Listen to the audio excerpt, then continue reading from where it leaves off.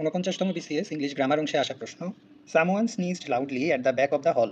কেউ একজন হলের পেছনে জোরে হাঁচি দিয়েছিল। আমাদের বলতে হবে এখানে যে স্নিজড হাঁচি দেওয়া এই ভার্বটি যে আছে এটি কি ধরনের ভার্ব। অপশনে আছে causative verb, intransitive verb, transitive verb, factitive verb. Someone sneezed কেউ একজন হাঁচি দিয়েছিল, আমরা যদি শুধু এইটুকু বলি এবং বাকি অংশ মানে লাউডলি থেকে পরের অংশটুকু যদি আমরা বাদ দিয়ে দিই, তাহলে কি বাক্যের অর্থ সম্পূর্ণ হয়? যদি শুধু বলি সামওয়ান স্নিজড কেউ একজন হাঁচি দিয়েছিল, স্নিজড অর্থাৎ ভার্বের পরের অংশ বাদ দিয়ে যে অর্থটি দাঁড়ায় সেটি হচ্ছে কেউ একজন হাঁচি দিয়েছিল, এটি কিন্তু একটি সম্পূর্ণ বাক্য।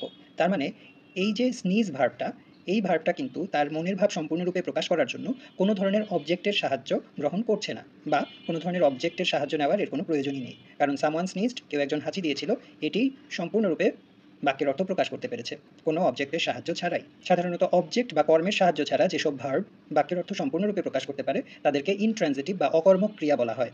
স্নিজের পরে loudly at the back of the হল এইটুকু কিন্তু অবজেক্ট নয়, বরং ক্রিয়াটি কিভাবে হয়েছিল, কোথায় হয়েছিল সেইটুকু অর্থ প্রকাশ করছে, কিন্তু এই বাকি অংশটি কিন্তু অবজেক্ট নয়। অবজেক্ট হতে হলে আমরা জানি অবজেক্ট আমরা কিভাবে চিনব। বাক্যকে হোয়াট বা হুম দ্বারা প্রশ্ন করলে যে অ্যান্সার পাওয়া যায় সেটি হচ্ছে অবজেক্ট। এই বাক্যটিকে হোয়াট বা হুম দ্বারা প্রশ্ন করলে কিন্তু এই loudly at the back of the হল এই উত্তর পাওয়া যায় না, তার মানে এটা কিন্তু অবজেক্ট নয়। অবজেক্টের সাহায্য ছাড়াই স্নিজ ভার্বটি বাক্যের অর্থ সম্পূর্ণরূপে প্রকাশ করতে পেরেছে, তাই অ্যান্সার হবে অপশন বি, ইনট্রান্সিটিভ ভার্ব।